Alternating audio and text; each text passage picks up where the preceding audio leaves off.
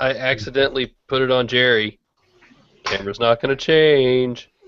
Everyone would believe you anyway. I know. Hey there, everybody. Welcome to the Android Central Podcast. This is episode number 222, I think. I didn't double check. Is that right? I have no idea. I only listen to what Phil tells me. It's what it says at the bottom of the page. So I it just must assume, be right. Yeah. That's Even what it is Phil now. put that in, and now he's asking. But yeah, whatever. I usually check first because I don't trust myself. I mean, that's when you grow up as a copy editor, you don't trust anything, especially yourself. Anyway, how's it going? I'm Phil Nickinson. As you can see, those of you watching right there, that's my name. That is me.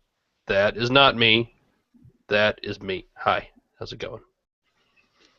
I'm ready We to totally go. need a little cartoon Phil. I'm not sure we do. Yeah, we do. Project for the weekend. If it's your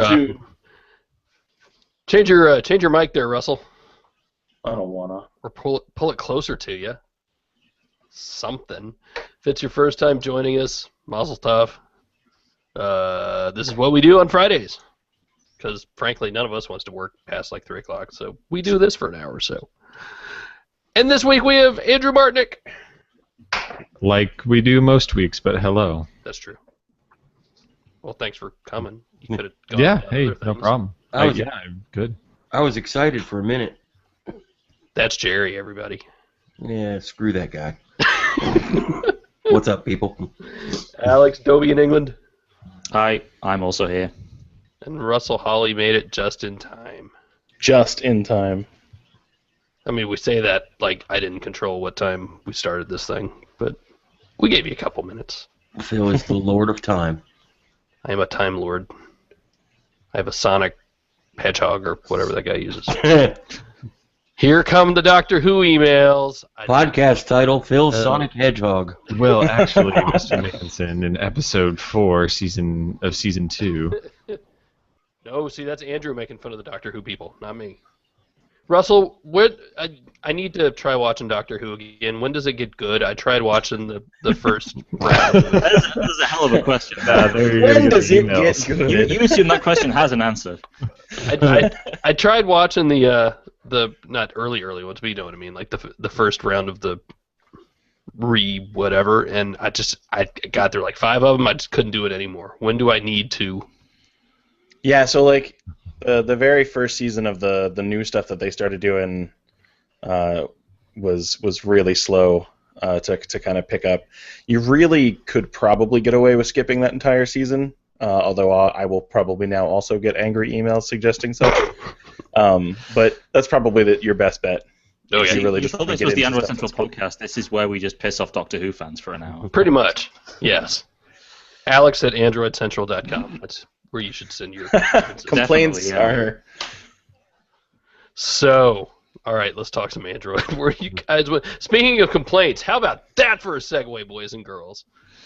I guess we need to talk some more about Lollipop updates because I mean, it's not that we've been inundated, but we've gotten enough emails, and we're starting to get more updates, and we're starting to see more crazy things going on with Lollipop, and specifically on the GS5 and on the Note 4.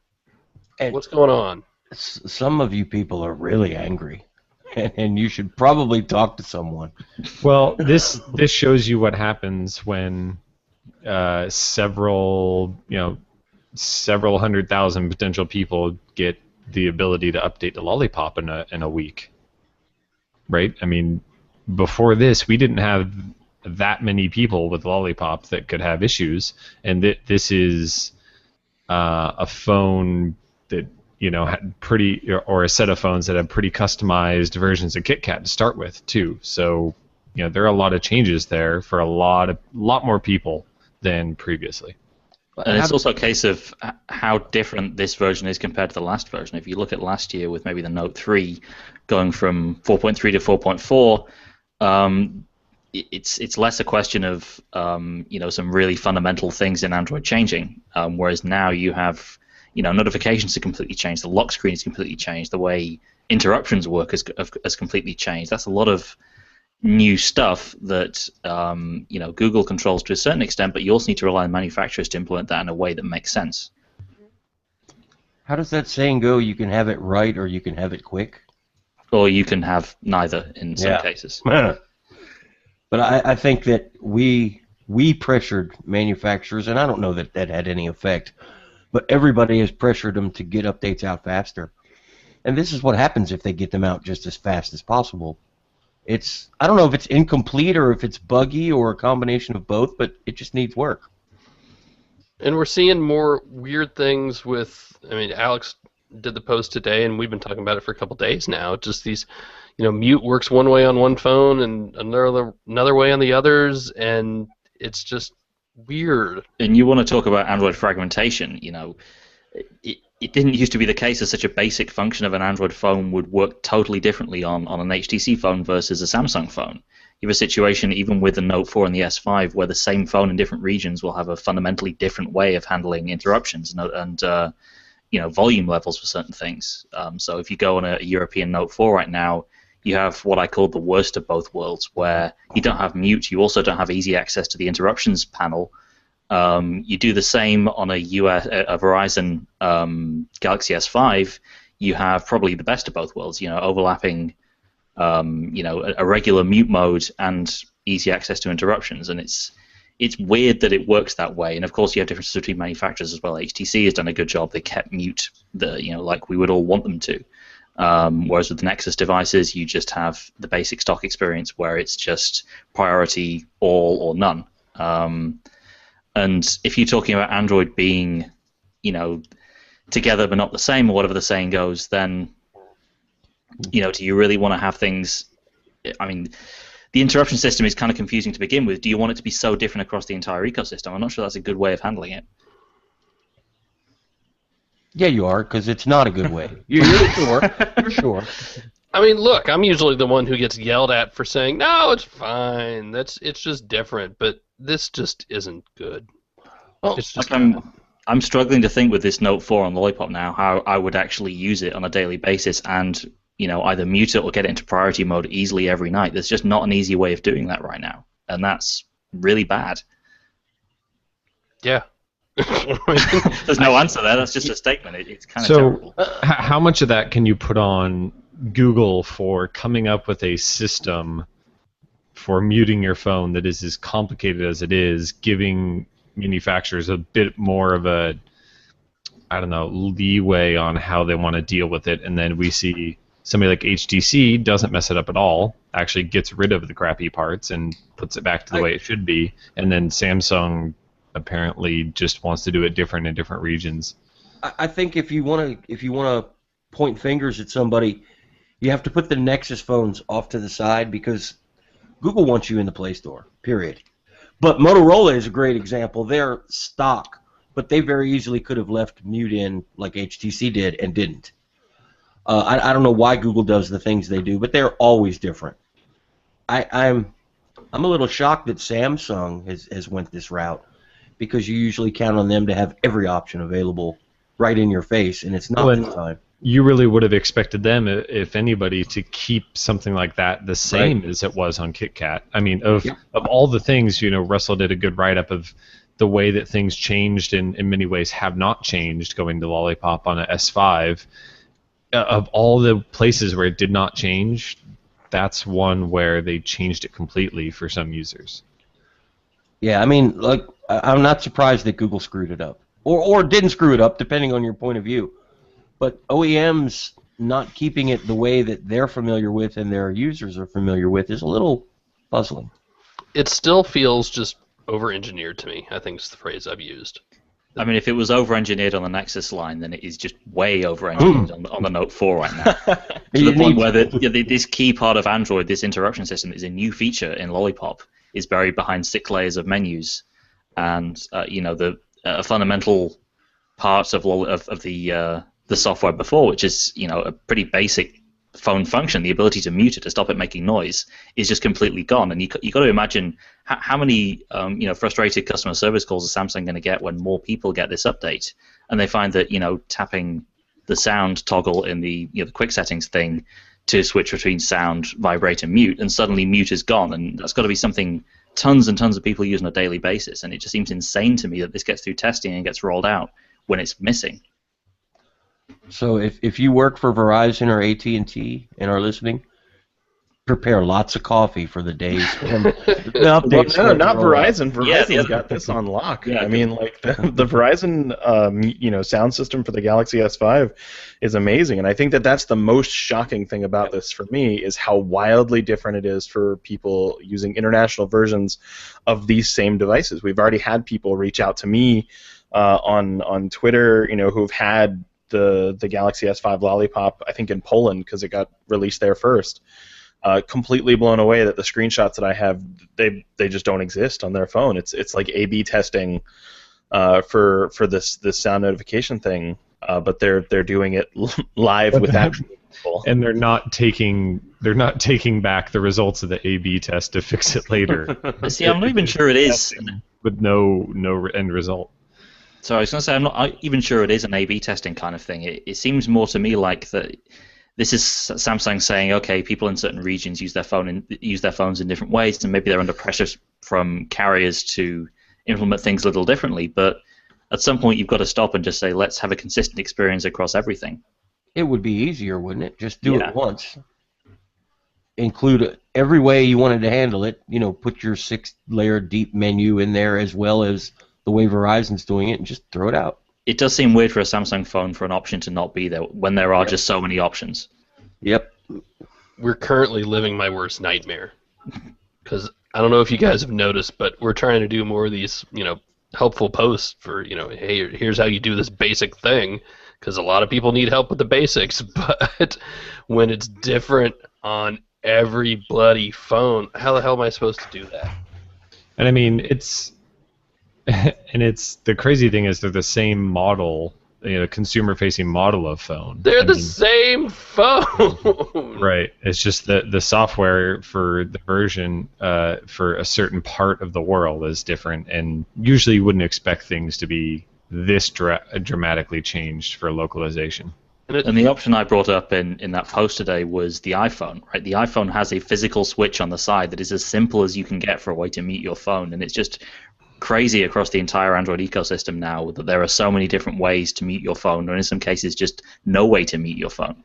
And then I think I hear Derek screaming somewhere that the Pre also had that. Oh no, this goes back long before the Pre. Only one company has ever done this right in its palm. Period. Stop. Everybody else does it wrong. Not that it matters anymore because trios are no more, and there was just too many cards.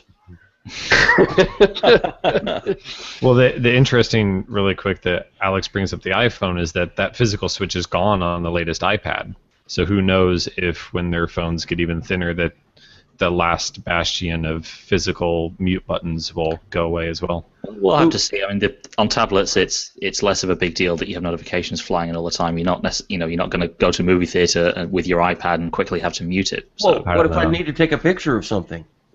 Exactly.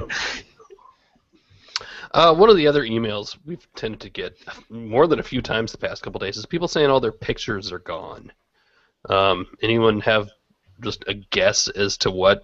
Do you think it's some sort of show-stopping bug, or have things just moved, or what's up? I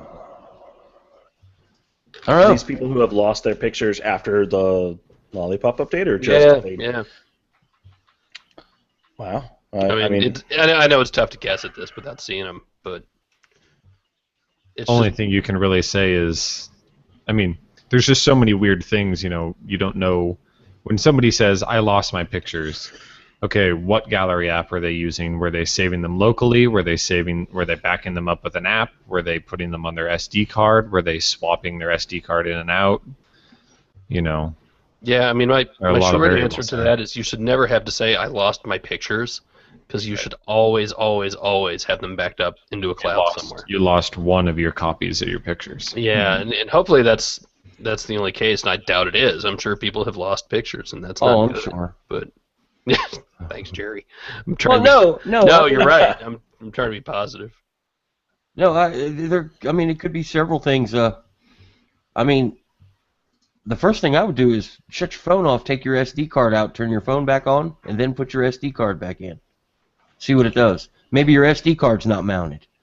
If it was your internal pictures, maybe the update had some weird screwy script that cleared out that portion of your storage. Or maybe they're still in the cloud and you're just waiting for your gallery to sync. I mean, we've seen that problem before. I don't know. It's something that each individual case could be different. More M8s have gotten it. G3s are starting to get it. The AT&T G3 got it. The Verizon one doesn't have it yet. That's the one I have here. Sprint as well, or Sprint is rolling out the G3 update? Who else? Sony hasn't done it yet, have they? Sony's due this month. I think I said February, the first batch for the Z3 Compact. Yeah, I'm not So we're taking still that waiting on that. update. I'm refusing that update. Motorola still has some more to do too, right? 2013 Moto X needs it. I noticed on Motorola, Some Moto Gs need it. the newer updates are the latest code base. Mhm. I wouldn't be surprised if you've got, like a 2014 Moto X, you might have another Lollipop update coming. Maybe. Maybe it'll Let me make this still have- phone more usable. Yeah, fixes a few of the issues. Maybe. And we Very still have all said this so. confusion over 5.1 if and when that's arriving. So Yeah. Anything else on Lollipop you can think of? It's weird. I mean, I sent Russell the Dell tablet, and I want him to yell about it here in a minute. But as I was switching back and forth between the Nexus 9 and the Dell tablet, I mean, other than and it's weird because the mute thing doesn't bother me at all on a tablet because I just turn notifications off on the tablet. I was perfectly happy with that. So going back and forth between KitKat there and Lollipop on the N9 wasn't as big a deal to me as switching back and forth on the phones. And even the phones is not huge, but it's just a weird time. Well, I wanted to remind everybody, remember when we first transitioned to Hangouts and there was no way to tell if somebody was online, and Google said, well, we want to treat it so you can get a hold of anybody anytime and it's up to them when they want to answer you. That might be what they're aiming for with these notifications too. And we just are resisting the change, and maybe they want you to set up your priority notifications correctly, and maybe they'll relent like they did with the Hangout online indicator. I don't know. I think the difference there is that mute is just such a basic function of every not just every smartphone, but every phone that has ever existed. That if it just isn't there, then you just end up confusing so many people, and you have to, instead of explaining a very basic thing, which is mute, you have to explain something which is kind of complicated, which is this weird system of filters that controls what notifications get pulled down and what sounds get made. If somebody asks me how do I mute my phone, and I say all you have to do is, at that point I've lost them. They're done. They're buying an iPhone. Seriously, Yeah. I mean that's the conversation I have with my wife, and that's why she's using an iPhone and not Android. Now I think she can make that switch now better than she could have made it 3-4 years ago. But it's And we're forgetting the people who enjoy doing things like setting up a priority Right. notification list. for And you and love me. it. And our brains work that way. Our brains. Oh, but even I don't want to micromanage which people come through on priority notifications and Yep. when I need to switch back and forth. And I don't ever need to, even as somebody who understands how this all works, I don't ever need to worry about whether or not my phone is actually muted or whether or not I'm getting notifications that I need to get. And that's a situation that currently happens, and that's not okay. I love the current system on my Moto X. Quiet, Russell. You're wrong. You're incorrect. It hasn't bothered me for a single day, and I hear you guys constantly rail on this thing, and I usually just kind of stay in my little corner and not worry about it Pet your Moto X. because you're not wrong that explaining this to normal folk is not ideal. You're not wrong there, but the none option works perfectly fine for me. The priority notifications, it took me 5 minutes to set things up. It really wasn't it wasn't like a hassle or anything. It happened when I got the update, and it took me a couple of seconds. And I, having recently switched to this Dell Venue 8, it was weird not having it after having used the Moto X for as long as I have. So I'm going to assume, for safety's sake, that I'm the weird one here. But Nope. But I definitely don't mind it. I think maybe I could almost be fine with it if it let alarms through. That was when it really hit home for me. I was like, well, why is that alarm not going off? Like, I cannot trust having that scheme when I'm on the road. I just can't. I can't trust that I haven't accidentally left it on none all night long because I want it to be quiet and I can actually get some sleep, and then have the alarm go off like it's supposed to. Well, that's why you use priority. And if Jerry calls in the middle of the night, you want your phone to ring because he's going to have something really cool and fun to say. I agree with Russell. I use air quotes in my mind when I say they got it wrong, because that's something, that you have to decide for yourself. I completely understand why Phil doesn't like it, and Phil might not want to take the time to sit down and, all right, who do I want on my priority list? Check, check, check. But to me, that was something I did before anyway and had to use a third-party app to do. Now I don't. Well, we're not going to solve it today. Nope. Unfortunately. Though we should. Well, the option still needs to be there to please both of us. I think so. I really do. You simply just need to include a basic mute function that worked in the way that it used to work, and then leave the other stuff there, and that's fine. You're done. Let's do some Q&A. I hope all the questions are about notifications on Lollipop. Yeah, that would be. Should we just start at the top? Kevin wants to know, is it worth buying a Google Watch within the next month or so, or should I just wait a few more months to see if any newer versions or manufacturers put out anything better than the current offering? When you're better is saying always happening. Something better is always coming. When you're saying a few more months, I mean that's quite a long time that you could be enjoying the watch that you buy and have tomorrow. But I mean, a few more months is definitely the time period where we're coming around in a year, from the announcement of the original G Watch and Gear Live. I don't think we really know of anything that's on the horizon in the way that we had for a lot of last year, when the big thing people were waiting on was the Moto 360. We're not really, there's nothing there that would tempt people away from the current crop of watches, is there really? I mean, we've heard a few things, right? Swatch. I think, was it Asus or Huawei? One of the Asian companies somebody said was coming out with some new stuff soon, maybe. Huawei, yeah. ACC is still rumored to do a non-Android Wear watch at MWC. And I know nothing about that. Maybe they will, maybe they won't. I don't know. But we don't even have announcements on that, even, let alone information on the actual watches. So you might not have to wait quite as long as you're fearing, but I wouldn't go buy one right now if you're on the fence. I would wait till after MWC, see if anything comes out there. I mean, we're talking about a $250 to $300 purchase. I mean, for a lot of people that shouldn't be a snap decision. So I understand why you want to wait. Why spend a couple $100 on something if you're not anywhere near sure that you're gonna actually want it and use it? Look at what it can do, and if it does enough that it's worth your $200, buy one. But you do sometimes get caught in the trap that people get with, caught in with smartphones, where there's always something better on the horizon. If you just keep waiting, then you never buy anything.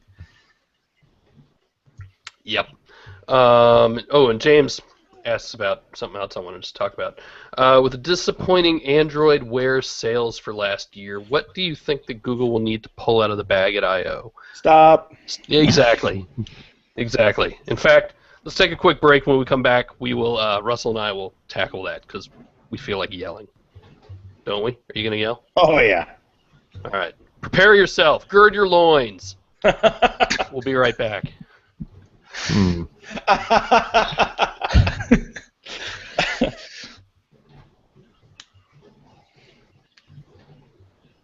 Nerds. By the way, I just want to point out that Russell has a tablet in his shirt pocket. How I awesome noticed is that? I ran in from the other room. Look at that. It was still there. For those of you not watching the video, it's pretty amazing, actually. Russell is 10 feet tall.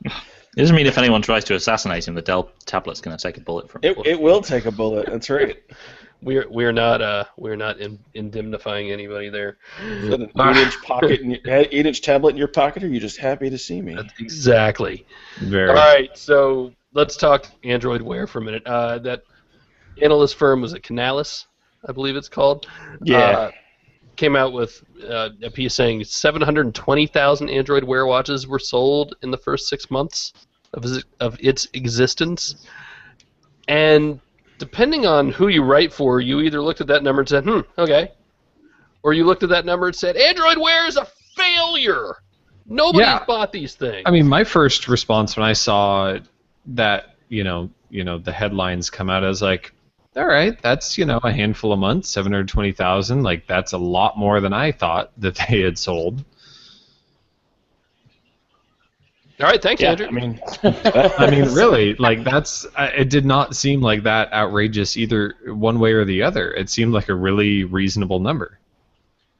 I think it totally is. And Kevin Toffel from GigaOM totally beat me to this editorial, so I linked his up because it was a really good piece.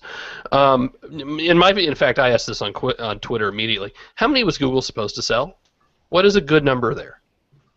Because if you don't know, I mean, that could be right on target for what they expected to sell. It could be above. It could be below. I don't know. I have absolutely no idea.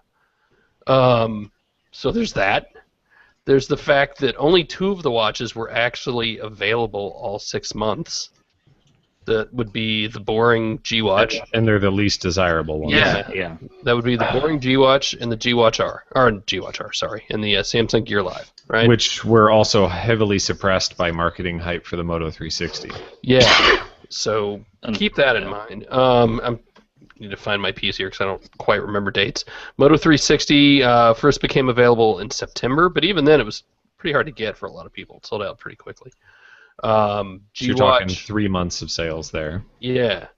G Watch R and the Zen Watch came out in November, I believe it was.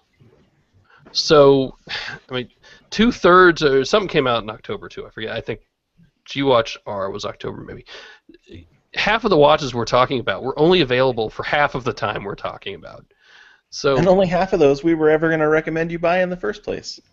Yeah. I'm thinking, yeah. You got to keep all that stuff in context, right? Phil, part of the problem is we don't know the context. Yes, Jerry. Why do I care about the 719,999 watches that I didn't buy? I don't think you do. That's it. If you bought one and you like it, who cares? Yeah. I get it from an analysis standpoint. I think it's interesting. It's cool to have this estimate of how many things are out there. I think that's important to have. I don't think we can yet say that it's a failure or a success. I just don't see how I kind of think we can say it's a success. There's actually an interesting number that it can be compared to, and it's weird that this kind of hasn't happened. Pebble just got done announcing that they had sold their millionth watch as of December 31st of last year, which means that Pebble had finally been shipping for almost a full 12 months. I think it was like 11 and change, and sold 1 million watches, or even longer than that. They started shipping. I think it was like January 2013. Almost a couple of years, yeah. Yeah, okay. Just shy of 2 years. So 2 years. It took them 2 years to do a little tiny bit more than Android Wear did in 6 months. And there's another half of that sentence. You're talking about a watch that's available on the iPhone and Android. And is half the price. It's half the price and got ridiculously hyped through Kickstarter. Yep. Well before Android Wear was even announced. And again, that's not to say that Pebble's not good. I think it absolutely is. Yeah, absolutely. And from what I've heard, there's some interesting stuff coming up. And I know we've all read the stories as well, but I've heard some things that aren't in those stories, and I'm really curious to see what they do next. But yes, so Russell's right. We do have some context there. Yeah, and when you see those stories, you got to remember to look at the numbers and say, all right, but how many G1s were sold in the first 6 months, and then we just passed 1 billion active Androids? Yeah. And I just don't see how you can really compare it to other fitness-oriented bands and things like that. I mean, that are, again, dramatically cheaper, and they're not comparable products. So I don't see how we have two. The Pebble comparison is the real apt one that we can compare it to right now. Other than that, I don't see what you can how you can take this one data point, which is not even a full year of Android Wear sales, and say that it was some kind of failure if you don't have much to compare it to. And No. they did compare it. They compared it to iPhone sales, which makes absolutely no sense. Bullshit. Sorry, you can beep it, but that's ridiculous. And they lumped it into this 4.6 million, wearables bucket that includes, things like Fitbit and the Mi Band. And the Mi Band, which is $20. It's like 13. I went back and looked at our post. Like, there's a lot of apples and oranges going on here. So when you look at apples analysis and watermelons, so many of those analyst things, it's almost like they don't care what they say. Just spell their names right. That's how I read it. That's right. They got us to talk about it, so Exactly. their work is done. Exactly. On to the next. So that was our thing on that. Well, what do you think it's a success? I know Russell said he thinks it's a success. What I mean, I think it is so far. I think for a first generation product that's out of the gate, we still don't know what the iWatch is going to do and how well it's going to do. I don't think it is a guaranteed success. I think they've done really well, and especially having gone from the hardware. Looking at the original G Watch, I'm wearing the Zen Watch now. Actually, I want to answer a question I just saw a minute ago. Where'd it go? Ashish is asking, should I buy the Moto 360 with $50 off promo? Is it still a good deal, or should we expect better, newer models anytime soon? Yes, something new is always coming soon. I switched back to the 360 for a little while. Just it'd been a while since I wore it, and I put the leather back on it because I wasn't feeling the metal bracelet on it anymore. And I switched back to the Zen Watch. I know I've talked to these guys just offline and stuff. I was having issues with one of them. I've got a couple 360s here, and I was having issues with one of them with, I think, Bluetooth. But the Zen Watch just feels like a smoother experience. It's a different experience. But for me, I'm completely comfortable with our picks for the top 3 watches now. Completely comfortable putting the Zen Watch at number 1, the G Watch R at 2, and the Moto 360 at 3. I think they were all, 3 really good choices. But yeah, I just don't think the 360 is the top one anymore. Nope. And it's also worth keeping in mind that none of us are saying that Android Wear is perfect. I mean, there's still tons that needs to be done as far as this platform goes. But out of the gate, I mean, I'm certainly surprised. And I think that they convinced that many people to give it a try. I think that's a pretty, for something that's completely unknown and didn't have much of a competing product or the market hasn't really been established for that, and they convinced that, several 100,000 people that, that was a choice they wanted to make. Now, the interesting thing will be, what is the upgrade cycle like? Do people buy a new smartwatch every year? Do they buy one every 2 years? Do they choose to go back to an analog watch? That's going to really impact the sales in the next year. We'll see. And you have to go back to where Android itself was in its first year on phones and think, where are we now compared to then? And how different the system is now and how different the way we use our phones is now. And I think that will give you an idea of how things are going to develop in the future, and just how young this product category is and how young Android Wear is in the grand scheme of things.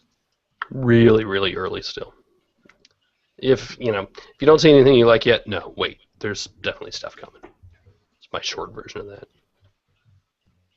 I think. Let's see. Back to the questions. I want to do some more questions. Anybody? Joel said, "Did you hear about Helpouts ending?" We did Yes. hear about Helpouts ending, and I'm sad but not surprised. It was a nice idea, but helping people is not cheap or easy. And dang, they really didn't. I feel like they did not push that hard. I don't think very many people wanted to participate either. It takes a lot of time, and it was mostly a volunteer situation, and people just don't have that time. It's tough. I see how hard the guys work in our forums, and Yep. it's not easy at all.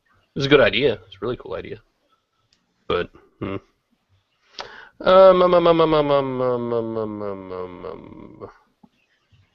Ooh, here's a good one from Ryan. Is checking your smartwatch during a conversation just as rude as pulling your phone out mid-conversation?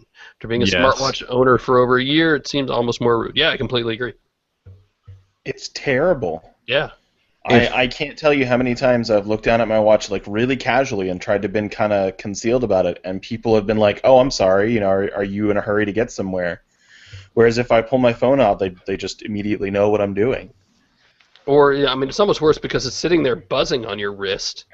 And, I mean, even if you don't check it, it's still going off. Now, you can mute it now and stuff, and that's good. But I don't always do that. I don't always remember to do that. At least now I can, apologize and turn it off real quick. But I remember early... I mean, it must have been last fall because we had the watches. Or no, it might have been the Pebble going off, too. I don't remember. But I remember having a conversation with my wife's boss, and, he's taking time out of his day to hang out and ask questions about Android Central, and because they were starting this new media entity. So I'm talking to the guy, and my wrist is just because it's probably Yahoo's chatting or something, and he's like, "Oh, I'm sorry, do you have to go?" And that's exactly what he said. I'm glad mute is there now, and in a good way. Well, I mean, it was there before. If I'm out at dinner or something with somebody and they start checking their phone or their watch, I stop talking and start texting them. Just to get the point across. That's horrible. Don't do it. Don't do it at all. You know what I want? I can't remember if I mentioned this. You know how I know Motorola does it. I'm trying to remember who else does. Maybe if it's baked into Google now. But Motorola will look at your calendar and say, "All right, you're busy. Yep. You have an appointment right now. We're gonna, mute your phone for you, or whatever." I would love to see that for the watch. But done a little bit easier to manage. Yeah. The way that it's done with Motorola does mute your watch. Yep. Does it? Yep. Because notification priority is synced between your watch and your phone. There you go. But And if you hit none, it does the same thing. And it's a separate argument as to whether that's actually something that you would want, right? Right. I mean, have I a started to totally- run into that. I use my calendar for a lot of things that aren't actually one-on-one meetings. Yep. And I don't need my watch to be silenced for that half hour that reminder is going on. And there are times where you would want one silence but not the other. You want different behavior on your wrist to the phone that is in your pocket. I just fixed your notification issue, Phil. What's that? A recurring calendar event called sleeping, and use the Moto X. And your alarm will still go off, and your phone won't beep at night. Well, that's just... Come on! Motorola can handle that on its own with the Moto app, right? And I think I'm about to be busy with some other phones. I'm already busy with other phones. But that's just... all this stuff can be done. The ability to do all that kind of stuff is built into Android. It just needs somebody to come forward and do it correctly. That's not... Yeah. No. No. No.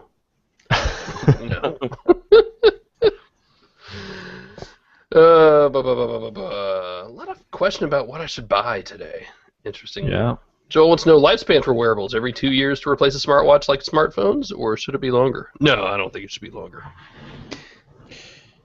That's where you kind of run up against the longevity of a traditional watch versus a smartwatch. The product cycle, the refreshes for smartwatches have generally been really quick, like much quicker than even smartphones for the past year or so, to the point where you'll get a new one every 6 months or so. And if you look at that compared to where you would traditionally be with a piece of jewelry, it's that would last years or even decades. Then it's you have these two things pulling in different directions. And that's something that will have to be resolved, I guess. If you want something that is really nice that you maybe spend thousands of dollars on, you're going to have to come up with a solution to the problem where you bring technology into the equation that loses value very, very quickly over time and becomes deprecated within a year or so. It's also worth keeping in mind that watch people typically own more than one watch. And that's something that is probably going to become a thing for a certain group of Android Wear users. Are the devices that get worn for day-to-day use versus the devices that get worn for specific occasions. And so there are going to be folks out there who are going to want multiple kinds of watches. People who wear the Sony style band when they're out doing something where the device could take damage in some way, versus people who are just kind of walking around town. As it stands right now, that's exactly what I would recommend, just because Sony has the built-in GPS. Yep. And the problem is that the Android Wear app doesn't handle switching phones and switching between watches on a regular basis all that well. It's a little messy to switch watch. All that well, it's horrible. Yeah, I mean it's doable, but it's not like hit settings. Okay, now I want to use this watch, which that's something they're going to have to think about, because I think Russell's spot on there. What else were we going to talk about this week? Oh, Andrew was at Xiaomi yesterday in San Francisco. That I was. And then back in Seattle that night, so that was fun. What did you do, Andrew? We basically I'm asking my kids when they get home from school, how was school? What did you do? It was okay. Stuff. Xiaomi introduced itself to the U.S., basically. They obviously have had a huge presence elsewhere in the world, but they invited a bunch of press, including us, to come, kind of hear their story. Hugo Barra was there, who does a lot of their software and experience stuff, and Bin Lin was there, who's one of the co-founders and is very involved in a daily basis. And they basically brought us up to speed on the last handful of years from Xiaomi, because while we're somewhat into this world, and so we know what they're mostly about, a lot of people don't know anything about them, and so they brought us up to speed on MIUI, which is their interface, and kind of how what their customer base is like, who they appeal to, how their company is run in general, what their philosophy is, and it opened my eyes a little bit to a lot of what they're all about. I didn't know a lot of the specifics of how they operate. None of us live in China or Southeast Asia, so we don't have our finger on that kind of that pulse. But Xiaomi is a very big deal in very specific number of markets, and I think that I'm not sure how much weight to put on it from a Western perspective, though. So I think that they're still, they said that they're still a long way from bringing phones to Western Europe and the US and Canada, and, and for the rest of South America and things like that.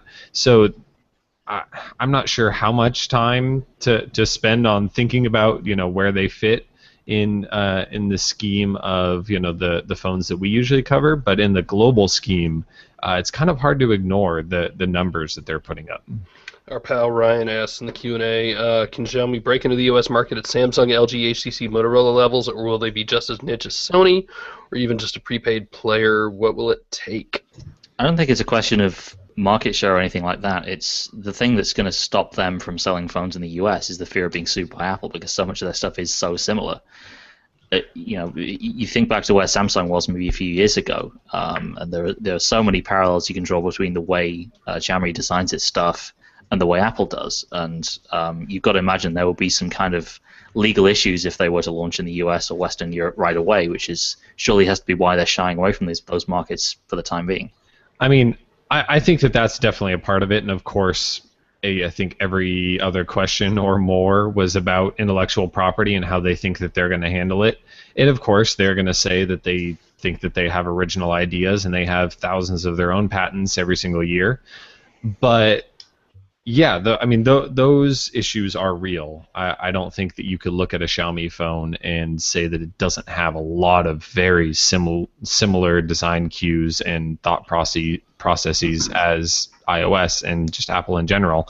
But I don't think that that's their biggest issue. They have issues with localization for their software and hardware, which is very much tailored to an Asian audience. And which of course works for them when they sell their phones in Asia. So they have to, come here and think about how they're going to handle their e-commerce. They only sell phones directly. They don't sell phones through retail partners. They don't sell phones through carriers. They have their own warehouses, their own shipping, everything. And that would be something that they have to completely recreate in the US. They would have to completely recreate in Europe. And that's a massive undertaking.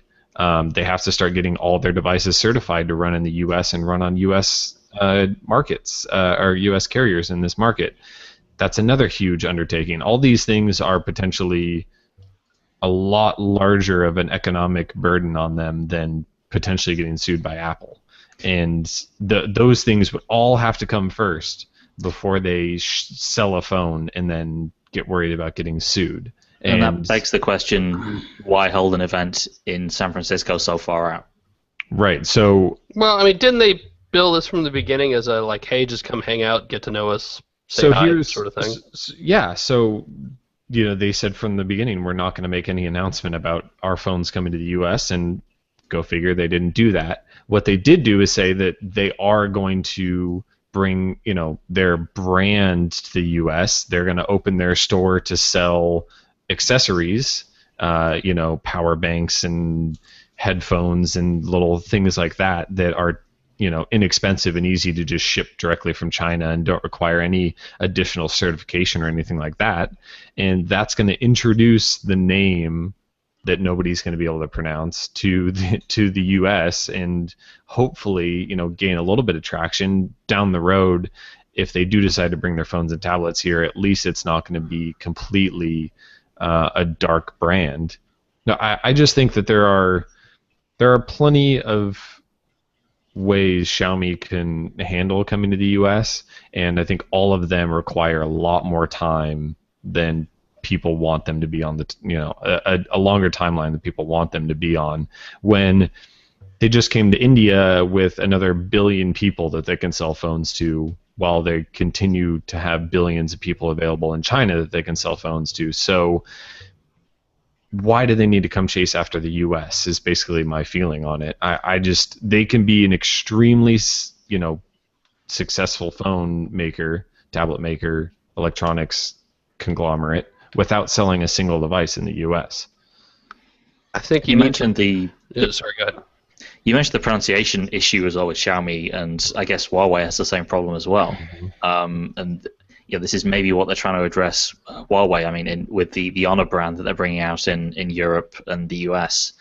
And if you look at, a lot of the Asian manufacturers will have this issue, and if they want to get on the same footing as a Samsung or an HTC, then that is going to have to be something they address sooner or later. Because if you want your brand to, brand awareness to be spread by word of mouth, you have to have something that is just easier for the target audience to say. Right. I mean, that's basically just an example of the issues with localization that Xiaomi is going to have. I mean, I'm not sure if... they seem to be really tied to the identity that their name represents to them, and so I'm not sure if they would ever undertake, having a separate brand, or if that was, I think that may be a good idea. I mean, we've seen ZTE is basically just let the carriers brand their phones, even though it says ZTE on the back, because they know that brand and their logo doesn't really carry much weight here. So I'm not sure if Xiaomi would go that direction or not. Let's take one more break, then we'll do some more Q&A, maybe. Talk about a couple more things. Maybe not. Maybe I'll just leave. Maybe we won't come back. Only one way to find out!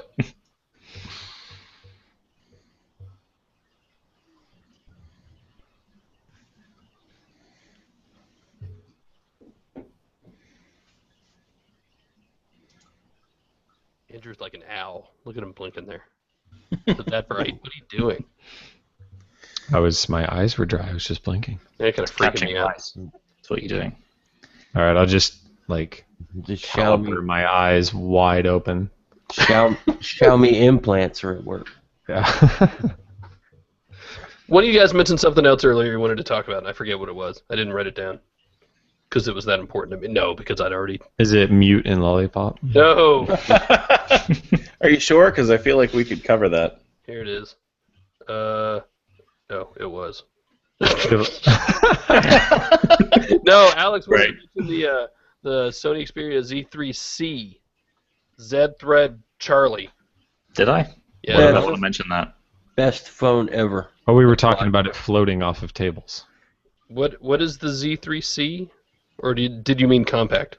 I did. I was just talking about. I don't think it was for the podcast. We were just talking about how it kind of floats across tables like the Nexus 4. Right. We were discussing air That's hockey. not. Yeah, that's not Oh. news. It's been doing that since See? October. That's what happened when you guys crossed the streams. I wanted to I talk want about the Andrew. Viewmasters. Oh yeah. Yeah. Google Mattel today unveiled the new ViewMaster. That is, listen, if you're not closing in on 40, you probably have no idea what we're talking about. But these are these awesome toys. I mean, you've seen Google Cardboard. By the way, I finally brought mine up from my car. These were like old school big plastic things that you held right here in front of your face, on your eyeballs, and they had a little plastic film disc that you put in there, and you'd flip a little lever to go They through look each at the frame. They Statue were of Liberty. awesome. I think I had a He-Man one, and I don't remember what all I had, but Dude. God, I love those things. I think I wore out the Serengeti one about 5 or 6 times and had to rebuy it. It was cool. So this is going to be cool. Yeah, I mean, how's it going to work now? It's not like, obviously, it's not like Gear VR. It's not all plugging in totally, right? No, it's still it's Google Cardboard in a ViewMaster shaped container. You still put your phone in, and you hold the container up to your eyes, but they still have these little discs. Yep. And they still are required. Like, you're going to have to buy the little discs in order to get the added content from the ViewMaster software. But I don't think we know exactly how they work yet. Maybe I missed that. I can see my kids loving this. Like, I don't want to stick my kid in front of a Gear VR. That's just a lot of stuff. But this is going to be cool. I don't know I if it would adjust small enough for their heads. That's true. I want to find a way to make my own little discs for this thing. Wouldn't that be an awesome way to look at your vacation pictures? Yes. Oh yeah. Or no. I'm not sure. Or, any kind of pictures. I'm still waiting for Google to make a convenient way for someone to take a photosphere and make it so that it can be viewed in Google Cardboard. That's I mean, still- it seems like a obvious thing. That's they one did of it my with Street View. Yeah, it's one of my favorite features that kind of died on the vine a little bit, and I mean, there's still obviously the community in Google Plus and stuff, but man, And you have most of the major manufacturers behind it right now. They call it different stuff, but it still basically just saves a photosphere, and you can do that across Samsung, HTC, LG, Nexus, and pretty much everything else. and they all started to get really good at it and actually do it better than Google did. Yeah. I thought. Yeah, somebody needs to do that. I want to go take one now. I was out shooting this morning with the. Just takes so long to take one. If you Yeah. want to do it, do it right. And it takes a level of skill to get it without just a tiny little imperfection, which is going to drive a lot of people crazy. You get this great picture, but right in the middle there's a line with somebody's foot. Yeah, and I have to say, most of the ones I see shared online are hastily done and poor. Or you see a lot of people who did them professionally, like with a real camera, and then Right. dropped them together, and they look too perfect, which I And hate then you to just say, hey man, get out of here with your crazy equipment. I hate to say that because they really do look good and it's really cool, but it's not the same. I worked for mine, damn it. I turned around and looked like an idiot holding up a phone, spinning around in circles. Now I kind of want to go out with a tripod and I see know. if it's actually better. I assume it would be, but Yeah. I need to know. Josh in the Q&A is pointing out that Xposed for Lollipop is now out in alpha. I'm sorry, I should not have laughed out loud. It's- Tell us how you really feel. For those who don't know, Russell, now you have to tell the class what is Xposed and why is this a big deal. I don't actually think you want me to give this explanation, but all right. Oh, yeah, we do. Give the explanation you think I might give. Xposed is a platform that lets Android hackers, and I use that term as friendly as I know how, to build their own modules that can add features onto an existing Android device. It usually requires a pretty decent amount of skill, but you can do some kind of crazy things, like, for example, adding mute onto a phone would be something that you'd be able to do through an Xposed module. But it is more often than not stupid dangerous and puts your phone at risk. What, you mean I shouldn't trust somebody I don't know to write software that I download outside of Google Play that has complete control over my phone? No, that's not what I said at all, Jerry. Pay attention. Come on. Yeah, but somebody did just say that this week, actually. That's a very good point. Russell did a nice Q&A with Google's Adrian Ludwig. If you haven't read it yet, you totally should, because it talks a lot about what we've been talking about the past few weeks about security and virus stuff. And, I mean, really just kind of confirmed everything we've been saying, right? Like, yeah, you probably don't need these apps. You know, just There's some really basic best practices to follow.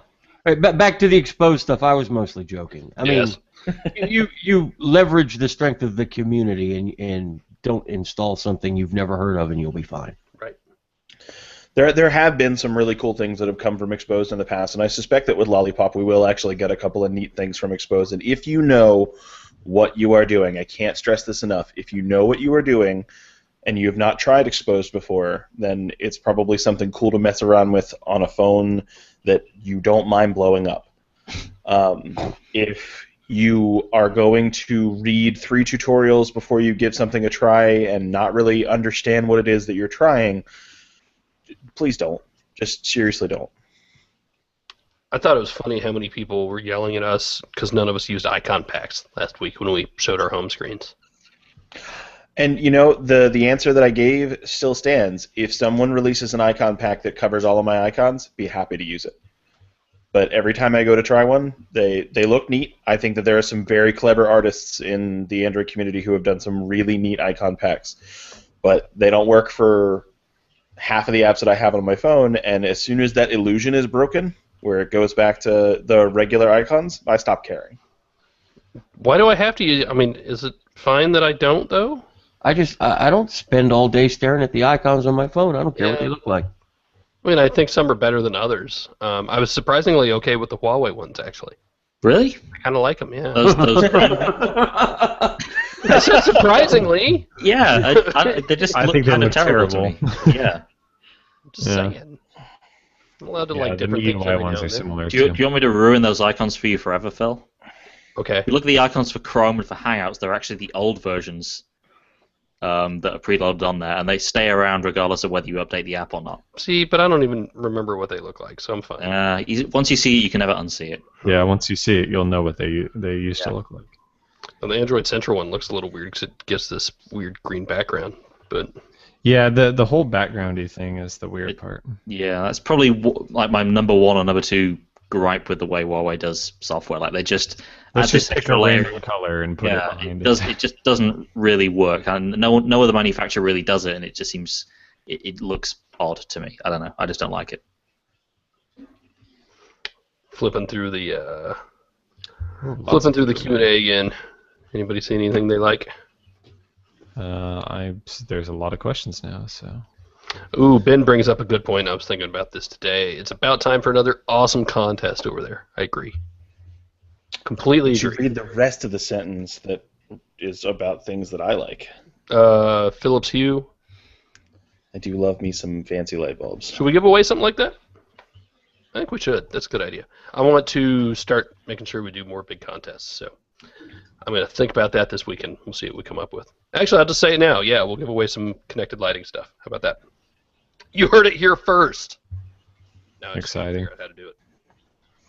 That's the hard part. Contests are always a lot more work than you think. Josh says my video feed is looking great today. Thank you, Josh. It is. Well, you have like those 5 million megabits. Does it look any different than usual though? I don't know. I don't look at you that close. Maybe it's because I shaved the beard off. It's all clear now. That's not a beard. It was. This is a beard. No, Daniel mine asks, was all one color, Phil. Daniel, Oh. I'm distinguished. Daniel asks, I want to know how much time I need to wait before I enjoy Project Volta on the battery, or is it instantly? We've talked about this before, but it's been a We while, just right? did. I just don't think that actually exists as a thing that materially will affect your battery life. That'll never get you invited to Google I/O, Andrew. As I was thinking about this as I was on the train on the way home from the airport yesterday after a long day, and my phone was down to like 8 or what, it hit the battery saver level, it was 15%, and I turned it on, put it in my pocket, took out my tablet, and 2 minutes later it hit 15%, and I turned battery saver on, and 30 minutes later they were both dead. And I just it hasn't actually affected battery life for me. See, the problem there is Google never billed it as some magic new update to your operating system with a big Volta icon that makes everything magically better. No, you know who did? I don't know. I'm not going to name names, but a lot of people did and shouldn't have. Yeah. Google said it's new tools that developers can use to make their apps use less battery. And it's mostly background processes, isn't it? It's not necessarily you're going to get a bunch of extra battery life out of your phone while you're using it while it's awake while the screen is on. Absolutely. It's about making sure when it's in your pocket and background tasks are taking away that it handles that in a sensible way. It's what you get when you give things cool code names and let bloggers talk about them. I mean, that's what it is. Yep. It's a good set of tools for developers. I think people combined it with Project Butter, which Project Butter was something that was immediately noticed. And now this is another project, but the project has different implications. What do you think about the Apex launcher adding a Feeling Lucky app that suggests games to download? People are pretty angry about it. I saw something on that this morning. Don't use the launcher if it bothers you that much. Boom. Headshot. I mean, I get why somebody would think that's a little spammy. I also get how that's not an illegitimate way to make money. I think you can use another launcher if you don't like it. Yeah. Yep. There are lots of them out there. I mean, I get that people are going to be mad about it, but those are your options. You can either sit there and be mad, or don't vote with your wallet. Don't use the launcher. Go back and change your rating to 1 star and type in all caps about how you hate them. I guarantee you, developers see those ratings. I see them on the AC. I see them on the AC app because I check usually at least once a day. I'm assuming that Apex hasn't seen a great conversion rate on paid pro versions of its launcher. There are a lot of really good launchers out there. It's fun to think how far they've come. Back to that I'm Feeling Lucky app, Mm-hmm. I like that idea and hate that idea at the same time. If they would include that as an option, hey, I've got an app here, you can just press it and get a random link to a new app or game. I would play with that all the time just to see what it did. But I would not want it installed by default. So I can see why a lot of people are mad that it just gets thrown in there. We went around a little bit internally with this. Was it last week, the week before, when OnePlus announced that it was going to load SwiftKey, the latest ROM? There's SwiftKey, and there's one other thing they were doing. I forget what. And I think Max Derek Audio. Max Audio, yeah. And I think Derek in the headline, he specifically said bloatware, and he was probably right. I guess. I mean, if it's but at what point is a preloaded app not bloatware, right? Is it only bloatware if you don't like it? Nope. And what if it's integrated into the system? Is it then is it not bloatware? Right. How is it any different than any other preloaded application? Like the ones from Google. What if I don't use them? Right. I mean, they're lots of Google ones I don't use that are preloaded on there. I mean, I said it a long time ago when Google Earth was preloaded on phones. I thought that was a little ridiculous. Now, there's bloatware. Right. I mean, there's bloatware and then there's bloatware. And it's not even necessarily about whether I use it or whether I like it. I mean, God, let me go through the list. I would be willing to bet that more people use Verizon's Caller ID app than use Google Play Newsstands. Probably. Oh, gosh, by a mile. So which one is bloatware? They both are, but... Exactly. I have a lot of apps. It was funny because I was doing this safe mode article for the Note 4, and I restarted in the safe mode, which disables third-party apps, and I was like, Oh, the Uber app is still installed. Okay, that's an app that I regularly use. I would have installed anyway, but AT&T has a deal with Uber to have Uber installed. So, I didn't even think of it as whether or not it was pre-installed. It's just an app that I use. But I mentioned this back when that deal happened because I didn't yet have Uber here in Pensacola. So think of all the locations that don't have Uber that have AT&T phones. So in that case, it's definitely bloatware. Yep. Right. It's all about whether you would use it or not. I don't think you can blanket it. Yeah, I mean, it's not incorrect to call something like that bloatware. I just don't necessarily think it's fair. I think. Maybe. It's interesting, interesting discussion. I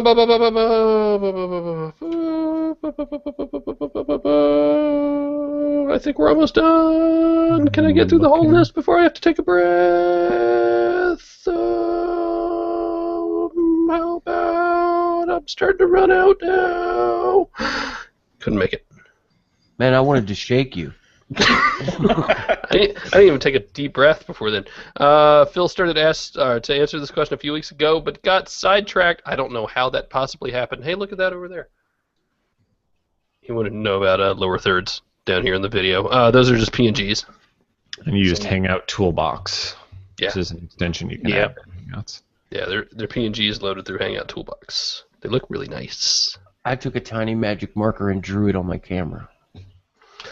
I forget what I was playing once. You draw it on your camera backwards. I was playing some game, maybe on the Xbox or something. I forget what it was. I went so far as to put like plastic wrap on my TV and then draw where I needed to jump or do something. Dude, Scotch tape with a red dot in the middle of my screen anytime I play a first-person shooter. Heck yeah. Don't get in front of me. You know what I've been playing for the past 2 days? It's been a long time since I stayed up way too late and drained the battery on a tablet, but Limbo has totally done that for me. Love that game. Best $5 I've spent all week. Limbo is good times. I even skipped my daily coffee a couple days this week just to pay for that real quick. I wish that it was on Android TV. It has to come to Android TV. It has to. Anyone who has played that on a television, like playing it on a phone or a tablet is fun, but you turn the lights out in your living room, the volume up on your speakers, and you play that creepy game on a television. How old do you think the kid is in that game? I picture him as like a 11-year-old boy. Yeah, I was gonna say between like 7 and like 13. And then his head gets cut off, or he loses a leg and gets impaled by a spider. I feel bad about it. Commercial. I was able to take his head off a couple times. It's pretty bad. It is such a good game, though. If you haven't tried it yet, absolutely go do it. In fact, you should tell them Android Central sent you if you rate it. That'd be fun. Nah, don't spam their ratings. But such a good game. Best $5 I've spent all week. I was pretty stoked. All right, anything else, or should we call it a day? This Dell tablet's weird. Yeah, it is. I could have told you that. I already told you that. I did this, though. Oh, man. I don't think I have any emails. I'll flip through real quick. Yeah, we're going to talk some more about Android Auto soon. I need to get a friend of ours on here. Maybe I'll try to do that for that week that I'm traveling. Phil, buy me a new Audi. And I'll talk about it all you want. All right, if you want to email us, do it at podcast@androidcentral.com. Go find us on all the social things. Android Central is the main site. Go subscribe to this YouTube channel if you were watching this. If you're still here after all this, that's pretty awesome. There are a lot of people who are. Instagram, Facebook, what else? Twitters, Google+. Should we let app.net die? Yes. It wasn't already? I think it still had my credit card number. I think, Good Lord. People would be better off just coming to my house and sitting in my backyard with me. You'd have a higher active user count. Oh, I meant to mention, I tried using Snapchat again this week. I still don't really get it, and I think it's a horrible user experience. I don't think that's going to change. The UI is atrocious. The UI is just atrocious, but the reason I did it is because people kept asking about data usage. especially after this Discoveries things, and they're using like a quarter gig or half a gig. Yes, it's downloading things in the background, and apparently it doesn't have an option to only use Wi-Fi, which is just bad. I'm not shocked. Is it downloading or uploading? I think these are downloads. I mean, I just think it's with their. That's You're messed up. not getting individual pictures anymore. You're getting these collections or stories or whatever they're called, and Yeah. you're caching them all in the background, so they're ready to go. Instagram and Facebook have big background data allotments if you don't turn off all this background preloading of 10, 15, 30-second videos. And I don't care about things, doing it in the background. Just do it on Wi-Fi. You're probably opted in somewhere. In fact, yeah, I turn it. There's that you can go into the data usage thing and tell it not to restrict background data, disable background data on mobile data network. Only Wi-Fi will be used if available. I mean, that should be an option in the app. Period. As he runs. You could also just not use Snapchat would be a great choice. Yeah, but that's not a good answer because people use Snapchat. In fact, I need to go back and see if it's an option on AC. It was going to be. I'm not sure we ever added that in, actually. So that'll definitely be in the next version. It's the reason why they put that in the system. What? Ooh, dude. Hit the brakes. Hit the brakes. Yeah. On AC, in a busy month, you're downloading 200 megabytes of thumbnail images. Yeah, it definitely. Snapchat, you're downloading a gigabyte's worth of videos a day. Definitely Difference. A different scenario. All right, that's it. We will be back next week on Wi-Fi and mobile. Bzz, bzz. Jerry, Alex, Andrew, Russell. Thank you. Bye-bye. Wait, is that a game controller I see in Russell's hand? It is. I found my PS4 controller. Dude, I'm out of here.